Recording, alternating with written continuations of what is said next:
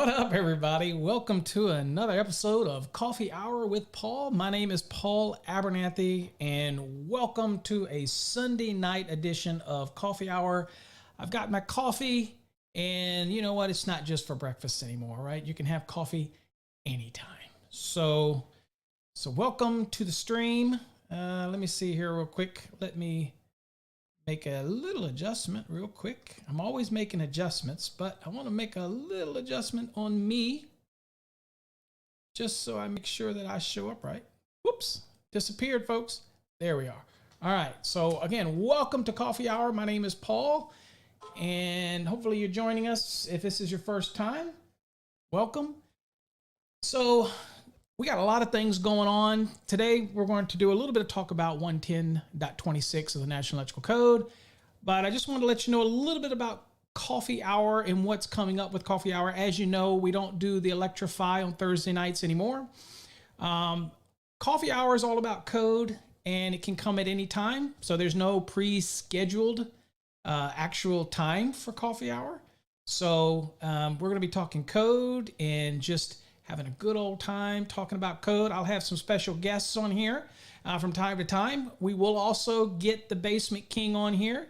Definitely, when we're talking residential, we want to make sure we have the Basement King with us as a special guest. And we're going to be doing quite a few things in this coffee hour. So it's always going to be geared around code and very specific to the National Electrical Code. Could be the 2017, could be the 2020 edition. Either or. But we're more often than not, we're going to be working in the 2020 edition of the National Electrical Code. So thank you all for joining me tonight. It was a great day in Texas. It is now 55 degrees in Texas, but it got up to 70. So it was a great day to get out. I was at the lake and just enjoying some time off. Again, as I tell you, you can play hard, work hard, but you got to make time for yourself. So that's what I do. Okay. All right. So let's get into tonight's episode. We are going to be talking 110.26. And so that's what we're going to be looking at. So if you got your code books, I know it's a Sunday evening and you're thinking, I'm not cracking open my code book on a Sunday evening. But if you do want to crack that code book open on a Sunday evening, then check out 110.26 and we're going to dig into that. Okay. So with that said, let's go on and jump to the National Electrical Code and give it a look-see, and then we'll jump into our lesson. All right, so this is where we're going to be in the National Electrical Code. We're going to be at part 2. It's 1,000 volts nominal or less, and we're going to be talking working space, 110.26. And working space about electrical equipment. You can see it on the screen. I'll look at it in the code book. Of course, I have my code book, so but I will keep it up on the stream, but you will follow along. But we're also going to be looking in, and tonight we're going to be using the Fast Tracks Green program, which is our commercial program, which does get deeper into these topics. Of course, we have our Fast Tracks, which is the black, which is the exam prep, gives you kind of a 30,000 foot view. But once you get that license, people ask, what do I need to go to the next level? And that's when you use the red, and that's when you use the green system, which is the commercial, red is residential, things like that. So we'll be kind of working out of the green edition tonight as we look at some illustrations and some graphics and things like that, okay? Look at that. They got 4 inches of snow up there in New Jersey. I am in Texas. We got no snow. We have some potential for freezing rain coming on Thursday, and I expect it to be nothing but a little bit of freezing rain, and that's it. We're not looking to have any blackouts here in Texas. I think we learned from that mistake last year. I think we put the antifreeze in the windmills, so we're probably pretty good, right? Okay. All right, so let's go on and get started and look at it first, and then we'll go into our lesson.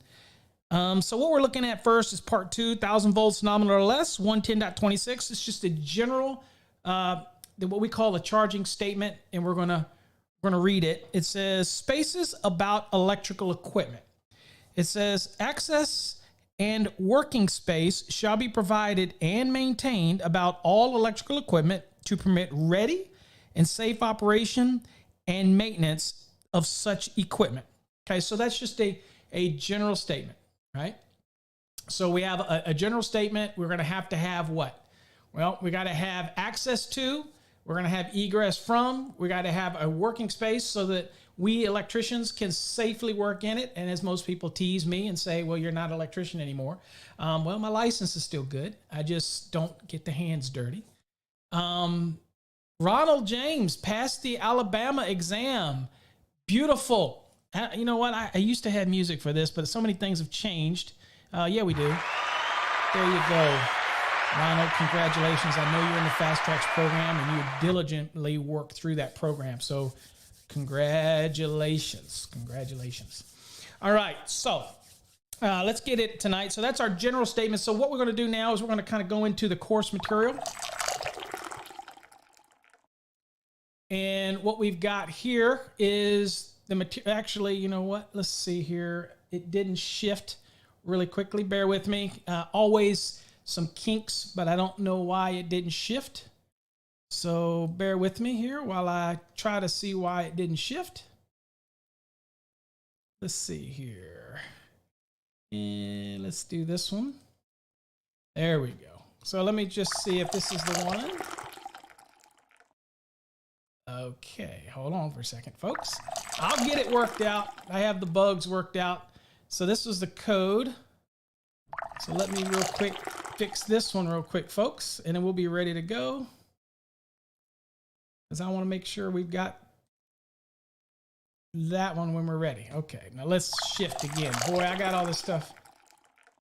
Wow, I don't know why that's doing that. Well, that stinks. All right, let's add another one, folks. Bear with me. I know. I should have had all this worked out ahead of time, but I didn't. So let's see if we can't work this out. And let's see here if I can add this one. And let's see here. Bear with me. I'll get it all sorted out, because this is the one that I want.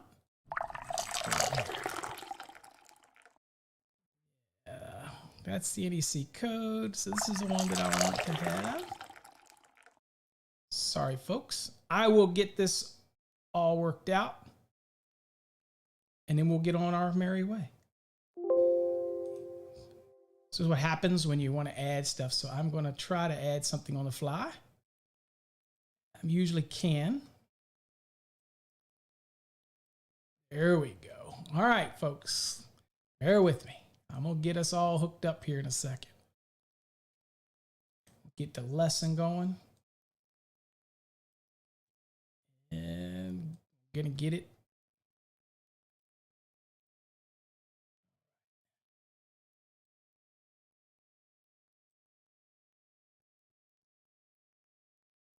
Bear with me.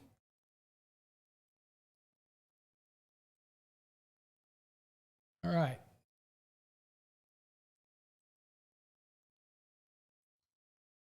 I had it before, so okay. Anywho, all right. Looks like we're where we need to be. That was like brain surgery, but we're good to go now.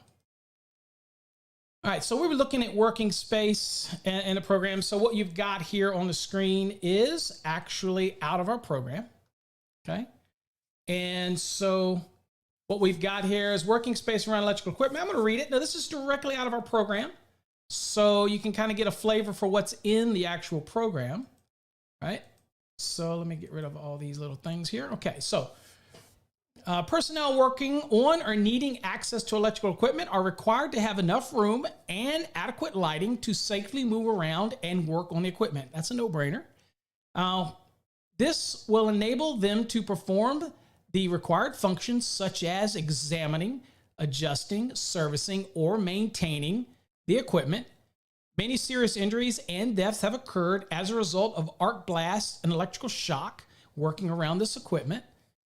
Should this occur, the personnel must have enough space to get away safely and quickly from the faulted electrical equipment, right?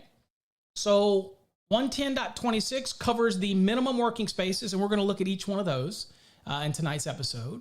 We're going to talk about the access to and from. We'll talk about the headroom that's required and the lighting requirements for electrical equipment, such as for switchboards, panel boards, motor control centers operating at 1,000 volts or less, and that are likely to be examined. Now, this is the key, and this is where a lot of arguments come up.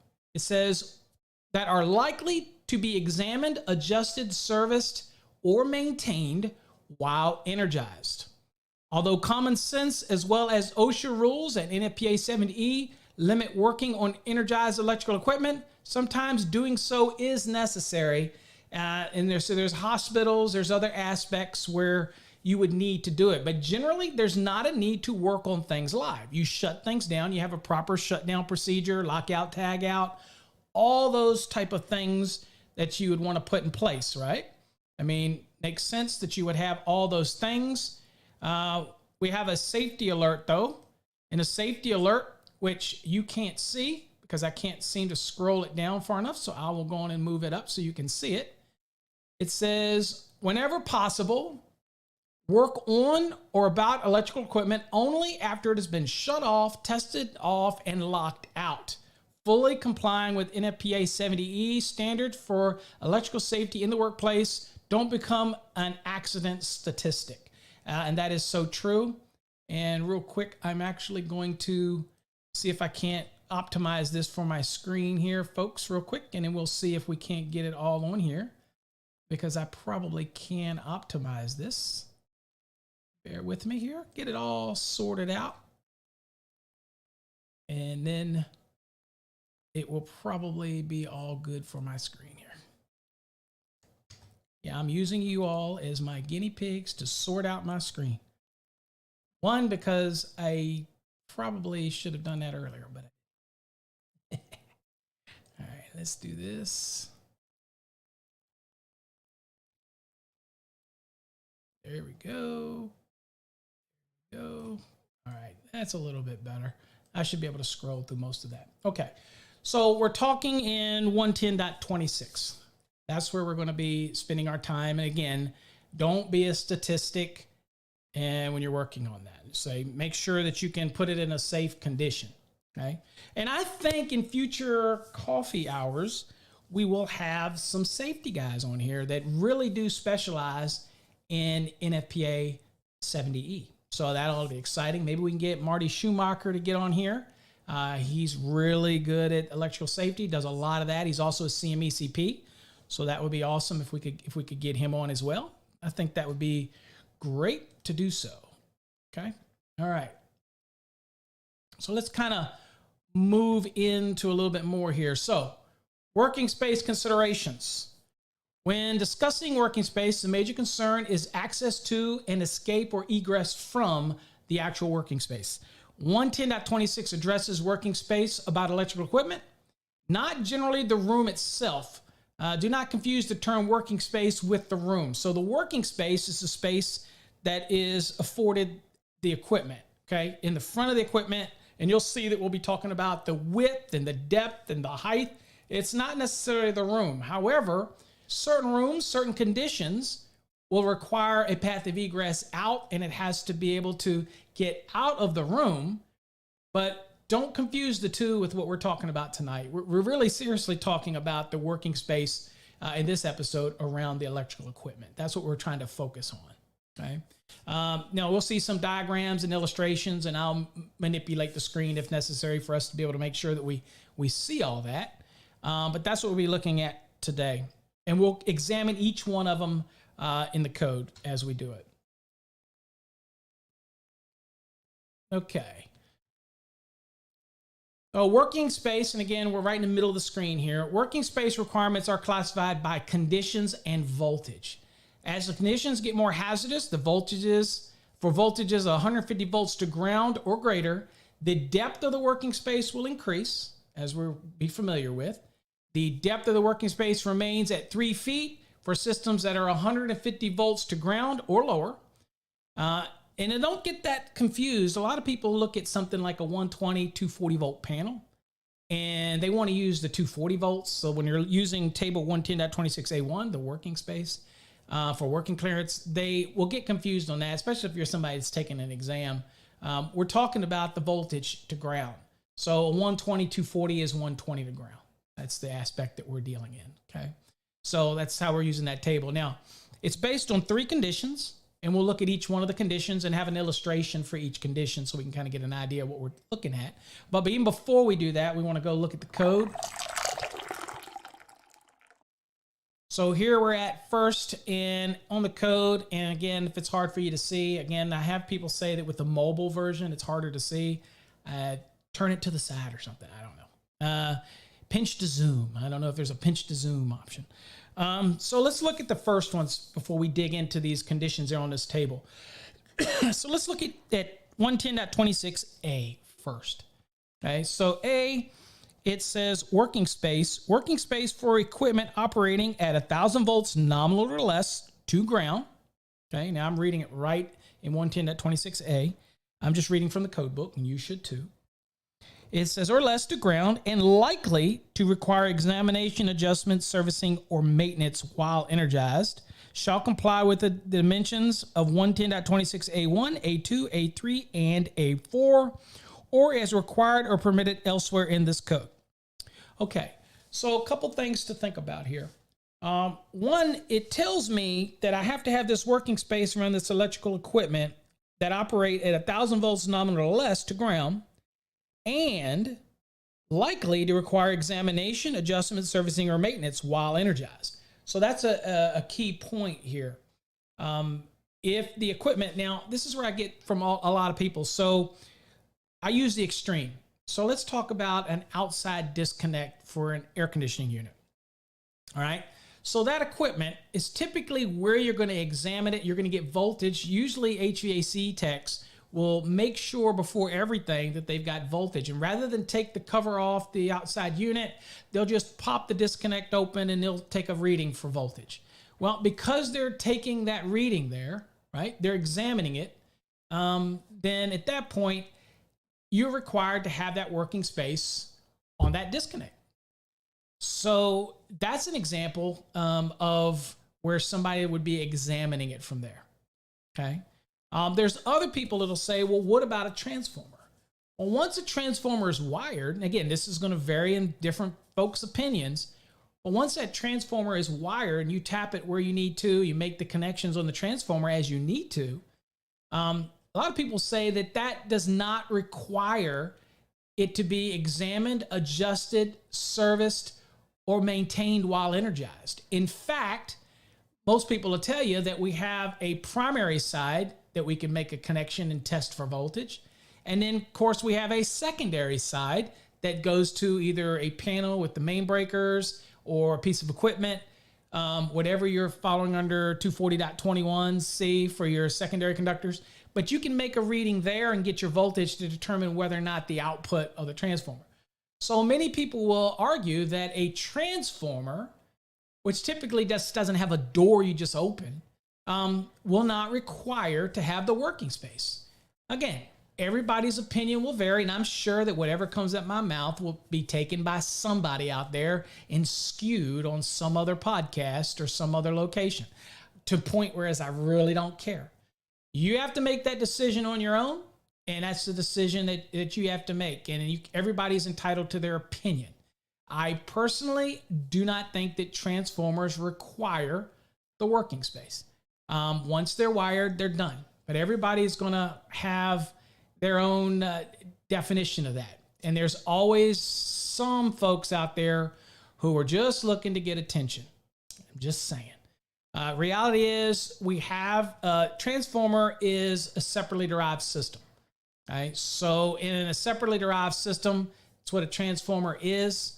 Okay, so it's no physical connection between the primary to secondary other than the bonding and grounding aspects of it. Okay, so I'm using an example of transformer. Willie, if you have some other definition, I'm sure you can do it on your podcast or your whatever you're doing now. It's up to you. But at the end of the day, it's everybody's opinion on whatever they think that is. Now, when it comes to the disconnect for the HVAC, I would say that requires working clearance on it. That's where you're going to do some examination. So at the end of the day, You're going to have to work with your AHJ. You're going to have to ask the right questions to determine whether or not you think a piece of equipment requires that it has the working space. Okay, just give you my opinion. Obviously, you can disagree with my opinion. It's perfectly okay. So let's look at each one of these. So let's talk about the working space, the depth of the working space. So let's look at A1 first, and we have it right here on the screen. So it says the depth of the working space in the direction of the live parts shall not be less than the specified in table 110.26A1, which we have on the screen, unless the requirements of 110.26A1A, A1B, and A1C are met. Now, A1A, A1B, and A1C are conditions for dead front assemblies. One is for low voltage applications, and then one is for existing buildings and things like that. So where you might not be able to get those distances, you have some allowances here. Other than that, then you would have to meet what the table gives you, right? So in this case, what we're looking at is if we look at the actual table itself, as we see here. Now you notice if you're sitting in a situation, you determine that you have this electrical equipment and you're discussing the working depth, okay, from the live parts. And in our case, the front, dead front, if it had a cover on it, is still the point where you're going to measure from. Okay, that's the distance. So when you look at this, you have to look at the last part of that where it says distance shall be measured from the exposed live parts or from the enclosure or opening if the live parts are enclosed. And if it's a panel board, for example, then they're going to be enclosed behind cover. Okay, so if we're looking at this, so a typical 120, 240 volt residential, we had the Basement King on with us here doing a residential. It would be 0 to 150. So it's a 120, 240. It's going to be 120 to ground. So it's going to fall into 0 to 150. So condition number 1 is 3 feet. Now we'll look at each condition, but condition number 1 is probably the most predominant one we see the most. But now we're going to go back to the actual our course, and we'll look at some illustrations to kind of give you an example of that. All right, so let's see here. Let's get back here. All right, so here we're at the illustration, and I will kind of scroll down a little bit and let you see condition 1. Okay, so condition 1, we can probably go down just a smidgen more. Let's see if I can get it just about right there. Okay. All right, so condition 1 is exposed live parts on one side of the working space and no live or grounded parts on the other side of the working space, or exposed live parts on both sides of the working space that are effectively guarded by insulating material. Okay, so I could have something that take the back wall, let's say it's concrete, which is part of one of the conditions that you'll see in a second. But if it was insulated so that it's not, then that would be still a condition 1. So this gentleman is standing in front of a panel, and you'll see that whether it's 0 to 150 volts to ground, it's a 3 feet working clearance. If it's 151 to 600 volts, it's still 3 feet. And this is all condition 1, by the way. And 601 through 1,000 volts is still 3 feet. So in all three of these conditions under condition 1, it is always going to be 3 feet working clearance. Okay. Now we haven't talked about the width. We haven't talked about the height. We're just talking about, again, the depth that we're working with here. Okay. So there we go. So there's all our clearance. So now let's look at number 2. All right, so condition number 2, it says expose live parts on one side of the working space, and obviously that would be the portion that we're facing. You know, this is the panel. That's the live parts on one side of the workspace, and grounded parts on the other side of the working space. In this case, such as a concrete, brick, or tile wall are considered to be grounded. Now, Like we said, you could revert it to a condition 1 if we put something up that insulates that entire wall.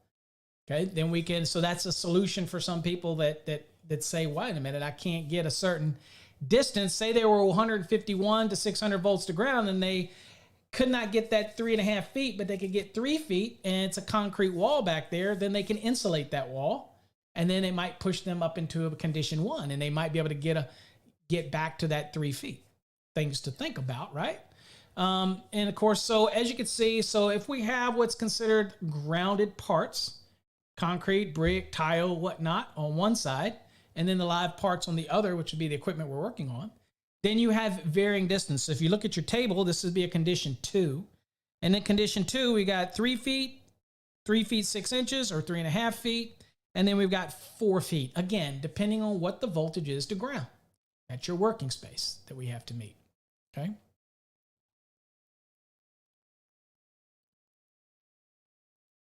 So there, so you can see it really good. Here's the panel. Here's the grounded parts.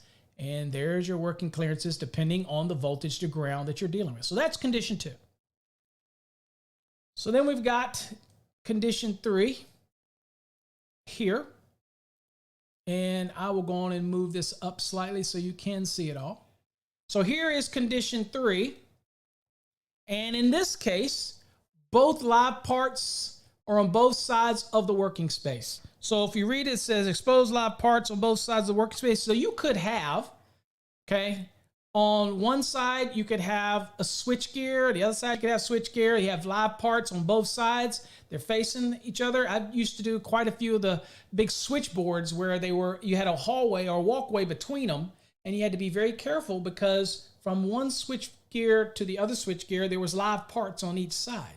Okay, so if that's the case, if you consider to have exposed live parts on both sides, and that could also justify 2 panels, one in front of you and one behind you, those are live parts, then what you've got is you've got clearances that you have to meet. Now, for us, mostly in residential, okay, the 12240 volts, okay, 12208, it's still 0 to 150 volts to ground, so then you would have 3 feet. If you had 277 480, for example, then that would be the 4 feet, right? Because it'd be 277 to ground. So that'd be the 151 to 600 volts. So in that case, you have your 4 feet. And if you were going to be 601 to 1,000 volts to ground application, then you're going to need 5 feet of that working clearance, right? Make sense? So again, that's how that table works.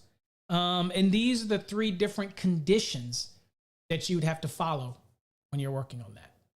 Okay. All right. So let's go on and go back to the code real quick. All right. So that's what we're dealing with there. And we'll scroll down a little bit. So that's all of these conditions here. Now, there are some allowances here that we're talking about. And these, again, remember it says up here that you meet all the conditions unless the requirements of A1A, A1B, and A1C. That's these conditions down here, right? And those conditions are dead front assemblies, low voltage, or existing buildings, in existing buildings where electrical equipment is being replaced. Okay, so you have some allowances that, sometimes you get an existing building and you're doing a replacement, you just can't meet the initial requirements of the table. Maybe it wasn't a rule way back then, and it's hard for you to move all that stuff, right? Okay. So at the end of the day, you have to be able to come into it. So let's kind of look at that. So that's the most predominant one, because the first one's dealing with dead front assemblies. For example, you don't have to have working space on the sides and the back. If everything is accessible from the front, replaceable or renewables or fuses are from the front, then the sides or the back, you don't need it. Okay. Keeping in mind that that does change when you need to get to the back. For example, it says where rear access is required to work on non-electrical parts on the back of the enclosed equipment, the minimum horizontal working space is 30 inches shall be provided. Okay. But generally, the general rule for this one is working space shall not be required in the back or sides of assemblies such as dead front switchboards, switch gears, or motor control centers, where all connections and all renewable and adjustable parts such as fuses or switches are accessible from locations other than the back or the sides. Then I don't have to have it, okay? Now, if you have rear access and you're able to get to non-electrical parts, then you need to have 30 inches, and that's in there as well. The low voltage, again, when it says by special permission, remember who that special permission has to come from. That has to come from the AHJ. They're the ones that are going to give special permission. So keep that in mind. And and then, of course, we have existing buildings, okay? So in existing buildings, we have some allowances. Here's what it says. It says in existing buildings where electrical equipment is being replaced. It says condition 2 working clearances shall be permitted between dead front switchboards, switchgears, panel boards, and motor control centers located across the aisle from each other, where conditions of maintenance and supervision ensure that written procedures have been adopted to prohibit equipment on both sides of the aisle from being open at the same time, and qualified persons who are authorized will service the installation. Okay, so we're able to use condition 2 distances in application where it's an existing building if necessary. Okay. All right. So the next one we're going to look at is going to be 110.26A2. So we've talked about the depth. We've established that. And again, it depends on voltage to ground, and it depends on which condition you're dealing with. Most residential, I'm pretty sure we can probably say in most all residentials, we're going to probably deal with just 3 feet of clearance in front. Okay. I can't think of an example in a residential where you need anything other than that because of the voltage to ground. It's going to be 120 to 40 volts, so 120 to ground. All right, so next is the width of the working space. We'll look at that. As you can see it on the screen, but it also is in your code book if this text is too small. But we'll go on and let's see here. As I've got that queued, we'll go on and see is what we're working on. Let's see here. Let me go on and see if I can get to that next one. Okay. All right. And I'm not going to deal with the depth of over 600. So hold on with me. Okay. Let's talk about the width. So we'll go to that next. Okay. The width of the working space. And let's move this down a little bit. There we go. Okay, so let's talk width. So where we're at right now is 110.26. We're in A2. And it says for equipment with the width equal to or less than 30 inches, as shown, provided the working space with the width of not less than 30 inches. Okay, so translation, the way the code says it, so it's 30 or the equipment, whichever is greater, right? So if you take panel board, and we're putting it up, it can be anywhere in that 30 inches. It can be to the left of it, can be to the right of it, can be in the center of it. It doesn't matter. If you're using a piece of equipment that's greater than 30 inches, then it's whatever the width of the equipment is. Okay? If that's greater than 30, then the width is going to be equal to the width of the equipment. If it is less than 30, it still needs to be at least 30. But the panel, for example, can go anywhere in that 30 that you want to put it. Left, right, whatever. Okay? All right, so note that the working space is not required to be centered on the equipment. Absolutely. Okay? I can move it anywhere that I want. That equipment can go anywhere in that 30 inches that I want to move it. Okay? So it says, of course, the equipment is not required to be centered in the workspace. The left edge of the working space can be the left edge of the equipment or the right edge of the equipment. It's your choice. And we'll see a graphic here in a second. For equipment with a width greater than 30 inches, as we said, again, it can, if it's greater than 30, you're going to use that value. And that's going to be your working space. You'll see a graphic here in a second. Provide a working space width of not less than the width of the equipment.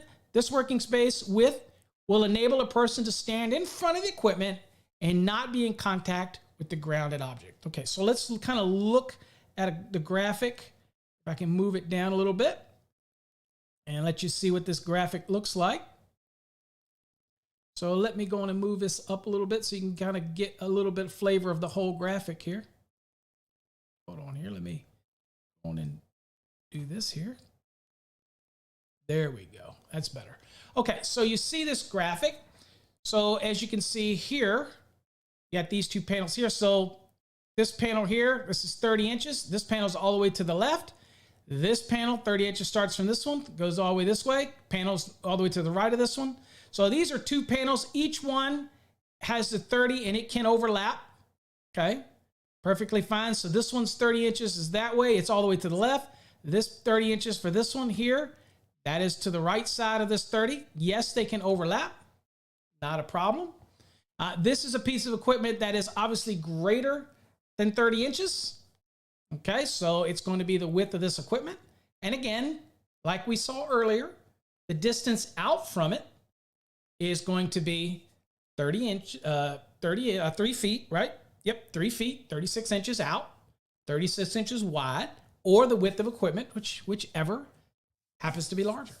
Now note as well in this figure, 12-17 shows working space overlapping. This figure demonstrates working space overlapping in the width as well as in the depth. Most electrical inspectors will consider that condition 3 applies when energized parts are crossed from others within the working space. So in this case right here, this is an example what we talked about earlier where you would have live parts on this side, live parts on this side. But of course, if this right here was a 122/40, if you saw the condition, even if it's a condition 3, it's still 3 feet clearance. Okay, so 3 feet from here, actually making sure you can see which mouse I'm talking about. So 3 feet from here, right here, out 3 feet, and then 3 feet from here. Okay, spaces can overlap, but I have to have at least 3 feet here. Okay, so that would be if it was considered a condition 3, because I have live parts on either side. If this wasn't here, then it would just be 3 feet out from here, that type of thing. Okay, so it kind of gives you a little bit of an idea of what's going on. So that's the basic width requirement that you see under 2. All right, so let's I'll go on and let's kind of go back to the code so we can read it. And that way we can move on from this one. So what does it say? It says the width of the working space in front of the electrical equipment shall be the width of the equipment or 30 inches, whichever is greater. In all cases, the working space shall permit at least a 90-degree opening of equipment door or hinged panels. Okay, so wherever you place it, you got to also remember that the door needs to open at least 90 degrees. Okay, so from the front, it's got to be opened up 90 degrees. So again, where you place it in that 30 inches, the panel, whatnot, you still got to remember that the door has to open as well. Okay, so that is your requirements for your width. And the biggest takeaway is when people think of that 30 inches, because the panel's probably going to be what, 14 1/4. They're probably thinking, do I have to put it in the center? No, I can put it to the left and I can start my 30 inches from the left side and go to the right 30 inches. And I can put that panel anywhere I want in there. Okay, so that's probably the biggest takeaway, but you still got to have that 30 inches, okay, for a typical panel board, right? If you're thinking, well, I only have to have the width of the panel in there, that's not the case, okay? All right, so let's go on now to the height of the working space. Let me go on and see if I can bring this down a little bit better. Okay, so we're at 110.26A3. And what does it say? It says the working space shall be clear and extend from grade, floor, or platform. Okay, because you could have from the grade, say outside, so grade. What you could have is you could have a platform that somebody builds and you measure from the platform, right? It could be just from your floor. Okay, first floor, second floor, whatever you're on, from the floor. Okay, so we have these different conditions where we're going to take this measurement from. And it says that this working space height is to the height of 6.5 feet or the height of the equipment, whichever is greater. Okay, so if your equipment is higher than 6.5 feet, then the height of the working space, and I like to say envision, and you don't do this, but envision a refrigerator sitting in front of the panel, which we don't do, but I'm saying visualize it, that space or the footprint of that refrigerator. So it's, again, 30 inches wide or the equipment, whichever is greater. In our case, it's a condition 1 and it's a residence, so it's going to be 36 inches out. And then the height is 6.5 feet or the height of the equipment, whichever is higher. If the equipment is higher, then you're going to go to the height of the equipment.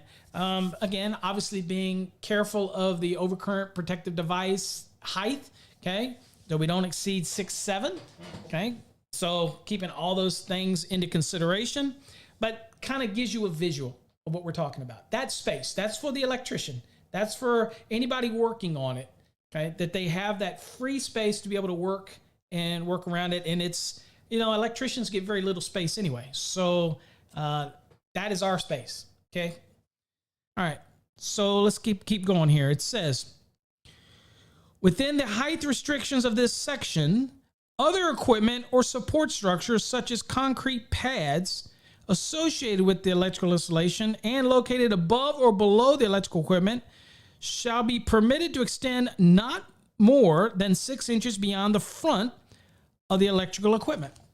Okay, so in this case, if I have something that's, I like to think of it like switchgear set on a raised concrete pad. If we have the front, we have to make sure that it's sitting on in a way that the concrete pad that it's sitting on does not extend more than 6 inches from the front. It makes it awkward to work on, and that impinges in that working space requirement, okay?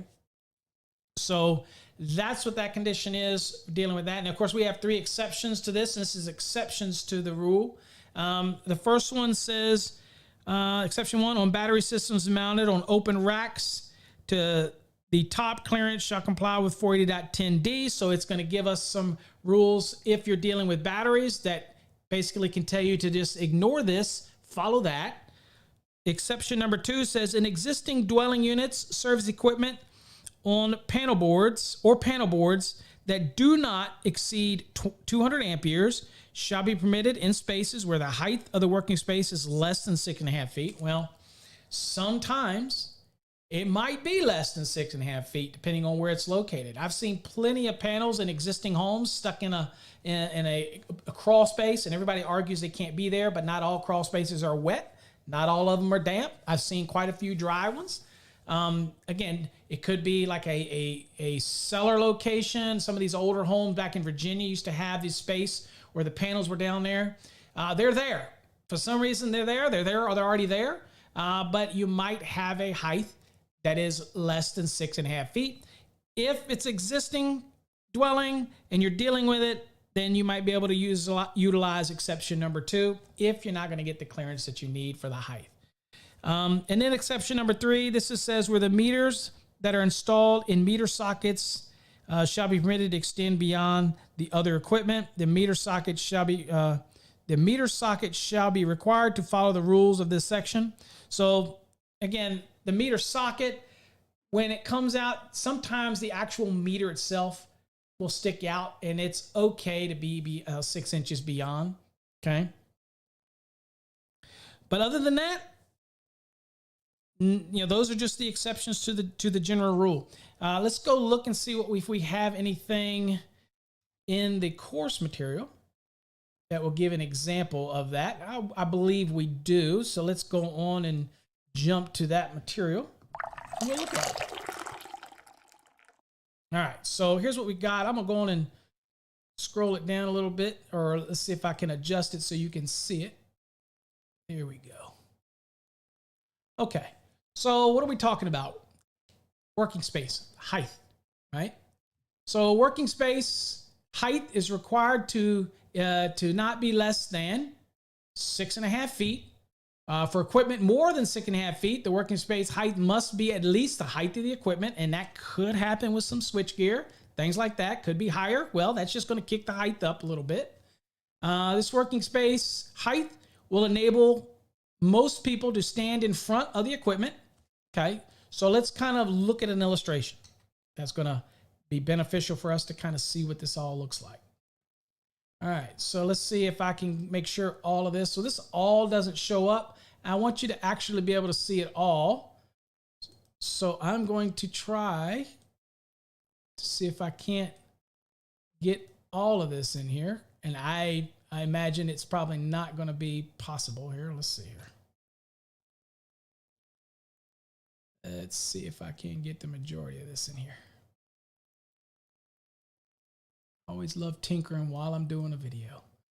All right, so here's what we've got, trying to get you everything in it. So here's our working space. So we can see that little red line, you know, it shows our measurements and everything like that. And if you look at the graphic here, and I will show you. So what you see in the graphic here is the meter socket must not intrude into the working space. So this is the meter socket. However, this portion here is permitted to extend. Okay, so this can extend here, meter socket. Meters are permitted to extend not more than 6 inches into the height of the working space. So, but it's coming out, it's okay. And this right here, measurement, this is like the panel. So this is sticking out. So this is where we would get our, measure our 36 inches, 3 feet from right here. This right here is associated box underneath it. Maybe it's a wireway or whatnot. It cannot protrude, okay, more than 6 inches into this working space, right? And of course, you'll notice here that we've got, okay, so from the front, and then this equipment is placed directly under the panel, and poor choice of location. In this case, this is looks like a transformer that was placed here. Violation if equipment impinges on required working space more than 6 inches. All right. So it looks like this does impinge more than 6 inches. So the secret to this is offset this to the side. Don't put it directly under the panel. That type of thing where you're trying to get your working space for your equipment. Over here is an example of where we put a switch gear, for example, and here is a concrete pad. And again, as long as this doesn't protrude more than 6 inches, then we're okay. If it protrudes more than 6 inches, then we have a problem. So this is going to have a lot to do with planning, right? That type of thing. So again, trying to determine the planning and making sure that your equipment's placed on it properly. All those things are to come into play. Don't just go pouring a pad and sticking equipment on it, and then you got this issue that you might run into. Okay, so this is just some examples of what we get. So if you actually look at it, again, it says, you know what, let's go to the code again, because I want to see if we can go back here. There we go. All right, so if you look at the code, the last part of it, it says, when the height requirement of this section, other equipment or support structures, such as concrete pads, and again, when we say such as, that's not an all-inclusive list, okay? That's just, it could be, again, it could be struts on top, Kindorf on the top that's holding equipment off. That cannot also protrude more than 6 inches into the space, okay?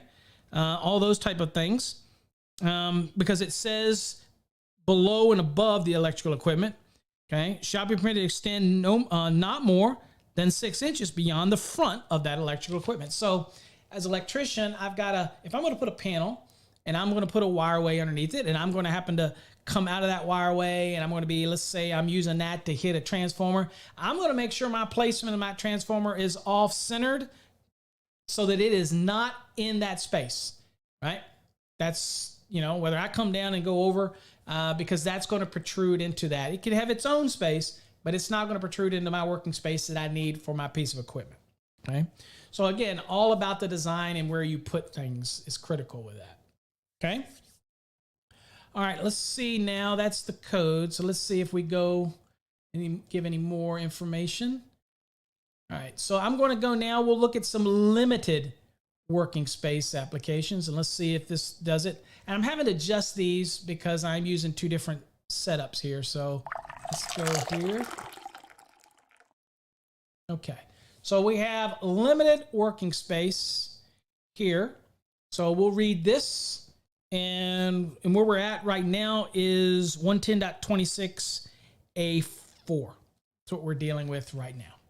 So as requirements have been added to the NEC that cover working space for equipment that is installed in areas or spaces that are referred to as limited access. Although a definition of limited access has not been added to the NEC, we have not done that yet. And these originally came from the dimensions that we use for duct heaters in 424, but we, made sense. And you do have those limited spaces above suspended ceilings. You do have those limited spaces in crawl spaces, things like that, right? So makes sense that we have some allowances here. So we're going to look at this.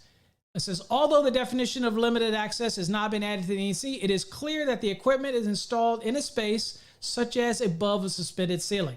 If the equipment that operates at 1,000 volts nominal or less, remember that's what we're focusing on, to ground and is likely to require examination, adjustment, servicing, or maintenance while energized, these rules apply. Often, this equipment is located in these spaces for functional reasons such as for heating, ventilating, or cooling spaces. And the applicable rules include, okay, so you could have it, for example, there's no way that I can get all of the working space clearance, let's say, on the disconnect that's right next or immediately adjacent to an air conditioning unit or air handler that's above a suspended ceiling or something like that. So we're going to have something that gives us. Now, in the past, the inspectors, they didn't really have anything. They could say, well, look, you can't get this clearances. Now, we know that that's over 6'7" because the code will allow that if it's immediately adjacent to that piece of equipment, and it gives us some options for that. But let's say it's there. We still have to look at it and say, well, that's where we would take readings to examine it and get voltage readings before we even went into the equipment, so it could be examined. So now I want working clearances on that. Well, how do you achieve that? How do you do that? So, and then of course, in a crawl space, how are you going to meet all of the working space requirements? Now, we might be able to get the depth, we might be able to get the width, but maybe we're going to be severely restricted in height. And so we have to have something, yet we can still put the equipment down there.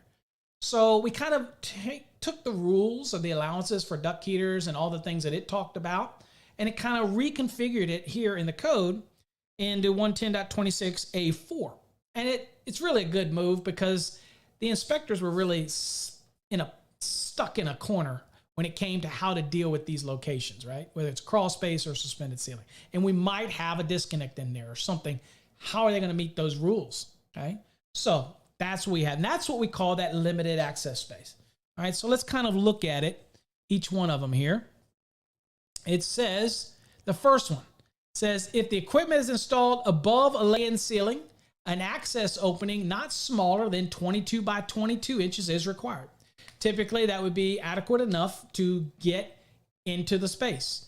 And not smaller than 22 by 22, to be honest with you, even if it was the smallest of tiles, a 2 by 2, that's 24 by 24. Usually that's more than adequate to get to those ceiling tiles, to even to get up there. So again, if it's going to be installed above a lay-in ceiling, just make sure you have 22 by 22 inches at the minimum. Probably going to be more than that. Okay, that type of thing. The next one, if located in a crawl space, the access opening is required to be not less than 22 by 30 inches, typically in order to be able to get a piece of equipment in there, by the way. Okay. Next, it says the width of the working space must be the width of the equipment enclosed or the minimum of 30 inches. So that's very familiar, right? So that didn't change with 110.26A2. So 30 or width of equipment, whichever is greater, that's still the same. Its enclosure doors or hinge panels must be capable of opening to a minimum of 90 degrees. That didn't change. That's the same as before. And let's see here. Next, it says the space in front of the enclosure is required to comply with the depth requirements of table 110.26A1. So the depth is still there. Okay. So the minimum height of the working space is required to be the height necessary to install the equipment in the limited space. Okay. Now, a horizontal ceiling structure member or access panel is permitted in that space. That's fine. The key takeaway here is you have to at least have the height to be able to get in the piece of equipment. Well, that makes sense, right? So, that is...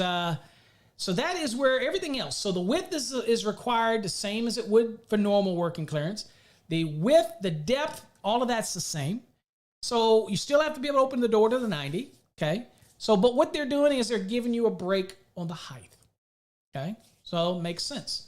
And so they're requiring the size of the access to get there. Right. And they're going to give you a break on the height. So makes sense that they would be able to do that. All right. Let's see if I've got any graphics for that. Now, I really don't have any graphics for that one. So that's what we're going to work with for that. So let's go back to the code. All right, so that was the basics of 110.26 A1, A2, A3, and A4. Okay. Now, what we're not going to get into, because I want to keep these coffee hours as close as I can to an hour, and we're coming up on an hour. But what we didn't talk about was the entrance to and egress from the working space, which is kind of a totally different topic. This is talking about egress. This is working space. Now you start getting into the ability to enter and out of the actual working space. And we will show that on another coffee hour. Right now, we just wanted to show the basics of the working space around electrical equipment that requires the working space. And so hopefully you got a little bit better understanding. I didn't drink a whole lot of coffee in this episode. But before we end it, and I'm going to do a lot of these little mini 1 hour sessions. Hopefully you get something out of it. We're going to be doing quite a few of the coffee hours. I will hopefully have special guests. We also are going to be adding additional cameras in the future. So probably in the next week, we'll have an overhead camera that's going to allow us to look at some product samples. I'm going to be bringing in a lot of cable samples and showing you different aspects of the cable and different rules with the cable, how to look at bending radiuses and how to look at different things and fill and all that. So we're going to add a new camera to the show. Excited about that. Hopefully y'all like the new look. I love the intro song. Isn't that catchy? Little catchy tune. These aren't going to be set on any given night. So I encourage you to subscribe, because if you subscribe, you'll get notice when these are going to go live. We're going to add another camera, and really going to upgrade some things as well for this. Might probably make the streaming chat a little bigger to see, and we'll try to see what I can do about the screen size here in the middle, because I know it's hard to see. We'll be bringing all those things. So hopefully you enjoyed it. That was people ask, why did we end the Electrify? It's because it was on a set thing every Thursday, and my schedule has gone crazy. The Fast Tracks program has gone absolutely bonkers. We're ending January, and we've already set records for students. It just amazes me right now in the Fast Tracks program, and they don't all participate on Wednesday nights. Remember, we have a Wednesday night session. We have about 2,500 students in the program right now, and actively in it. And we have some companies that are in it that have their whole company in it, and they have their own private block, and they don't really participate in the Wednesday night stuff. I do private sessions with them because they buy a big block for a company. And then, of course, we've got the Fast Tracks red, the green, the blue, the purple, the yellow. We got all these different ones. And they're, the orange, which includes everything in the 2020. So it's just been a blessing. Electrical Code Academy is beyond my wildest dreams. It is almost close to where it could be full time. And if I ever decide to make it full time, you will really start to see a lot of changes, because then I can dedicate all of my time to it. But right now, I do the best I can. Okay. So that is the best I can at the time. So again, it's I take the chances that I can get away on the weekend. I try to do it for my wife to give it a little bit of balance, because again, I am going to get immersed in code again for 2022. And I love the thought of the coffee hour. And again, it doesn't have to be in the morning. It could be in the evening, just like tonight. Can I have some coffee? And I am a coffee freak. So people don't like coffee. I get it. But I love coffee. I can't get enough of it. So, but I don't like coffee candy. I don't like all that kind of crap. Okay. So anyway, that's it, folks. I appreciate all of you. And hopefully you enjoyed this coffee hour. And we will see you with another coffee hour. In fact, I might be doing coffee hour again tomorrow night. So stay aware. If I've got time, I'm probably going to do the 110.26C and D and E and cover up all of those applications and kind of round that out for that 110.26.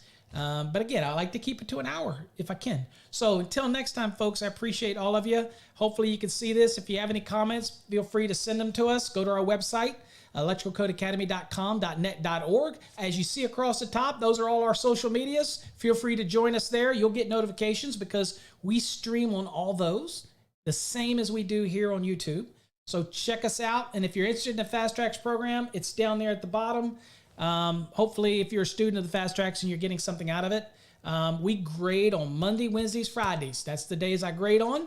Monday, Wednesdays, Fridays. So get those unit reviews in there so I can get them graded for you.